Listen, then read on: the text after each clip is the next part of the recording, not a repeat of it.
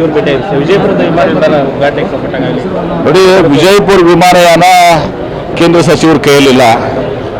ಇಲ್ಲಿ ನಾವು ಅದರ ಏನು ಎನ್ವಿರಾನ್ಮೆಂಟ್ ಕ್ಲಿಯರೆನ್ಸನ್ನು ಬಗ್ಗೆ ನಮ್ಮಲ್ಲಿ ಸ್ವಲ್ಪ ಗೊಂದಲ ಉಂಟಾಗಿ ಹಿಂದೆ 2009ರಲ್ಲಿ ತೊಗೊಂಡು ಅದು ಕಂಟಿನ್ಯೂವೇಷನ್ ಆಗಿಲ್ಲ.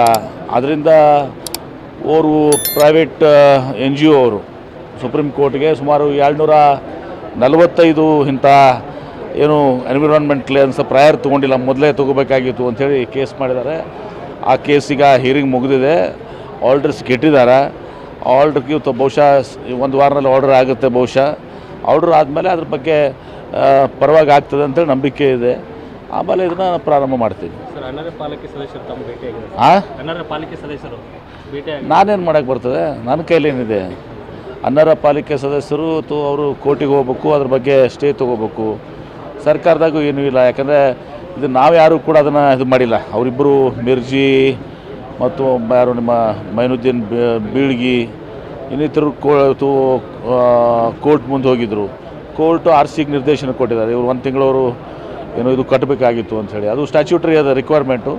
ಅದ್ರ ಪ್ರಕಾರ ಕೋರ್ಟ್ RC ಅವ್ರಿಗೆ ಡೈರೆಕ್ಟ್ ಕೊಟ್ಟಿದೆ. ತಾವು ಅದ್ರ ಬಗ್ಗೆ ಕಾನೂನು ಕ್ರಮಕ್ಕೆ, ಕಾನೂನು ಬಿಟ್ಟು ಬೇರೆ ಏನು ಮಾಡೋಕ್ಕೆ RC ಅವ್ರಿಗೂ ಬರೋದಲ್ಲ. ಹೀಗಾಗಿ ನಿರ್ಣಯ ತಗೊಂಡಿದ್ದಾರೆ, ನೋಡೋಣಂತೆ ಮುಂದೆ. ಸರ್, ಇನ್ನು 2 ತಿಂಗಳಲ್ಲಿ ಒಳ ಮೀಸಲಾತಿ ಬಗ್ಗೆ ನಾವು ಜಾರಿಗೆ ನಿರ್ಧಾರ ಮಾಡ್ತೀವಿ CM ಅವರು ಹೇಳಿದ್ದಾರೆ. ಆಯಿತು. ಕಾಂಗ್ರೆಸ್ನಲ್ಲಿ ಒಳ ಮೀಸಲಾತಿ ಎಲ್ಲರಿಗೂ ಸಮಾಧಾನ ಆಗೋ ರೀತಿಯಲ್ಲಿ, ಎಲ್ಲರಿಗೂ ನ್ಯಾಯ ಒದಗಿಸೋ ರೀತಿಯಲ್ಲಿ ಕೊಡ್ತೇವೆ. ಸರ್, ಕುಮಾರಸ್ವಾಮಿ ಅವರು ಬಿಡದಿಯಲ್ಲಿ ಜಾಗ ಒತ್ತುವರಿ ಮಾಡಿದ್ದಕ್ಕೆ ಸಂಬಂಧಪಟ್ಟಾಗ ನನ್ನ ಕಡೆಯಲ್ಲಿ ಟನ್ಗಟ್ಟಲೆ ದಾಖಲೆಗಳಿವೆ ಅಂತ ಹೇಳಿದ್ದಾರೆ. ಅದರ ತರಗೆ ಆಯ್ತು, ಮಾಡಲಿಲ್ಲ. ಅವ್ರ ಕಡೆ ಟನ್ಗಟ್ಟಲೆ ಗಾಟ್ರಿದ್ರೆ ಯಾರು ಪ್ರಿವೆಂಟ್ ಮಾಡ್ತಾರೆ? ದಾಖಲೆ ಇಟ್ಕೊಂಡು ಹಾಕೊಂಡಿರ್ತಾರೆ. ಹಿಂದೇನೂ ಕೂಡ ಅವರು ಬರೀ ಪೆನ್ ತೋರಿಸಿ ಪೆನ್ ಡ್ರೈವ್ ಮಾಡ್ತಿದ್ರು.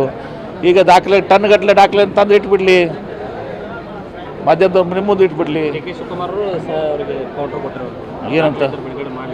ಬಿಡುಗಡೆ ಮಾಡಲಿ. ಹಿಂದೆನೂ ಕೂಡ ಪೆನ್ ಡ್ರೈವ್ ಅಂದರು, ಪೆನ್ ಡ್ರೈವ್ ಹೊರಗೆ ಬರಲಿಲ್ಲ. ಈಗ ಅದನ್ನು ಟನ್ಗಟ್ಟಲೆ ದಾಖಲೆಗಳು ಅವರೇ ಹೊರಗೆ ಬರಲಿ.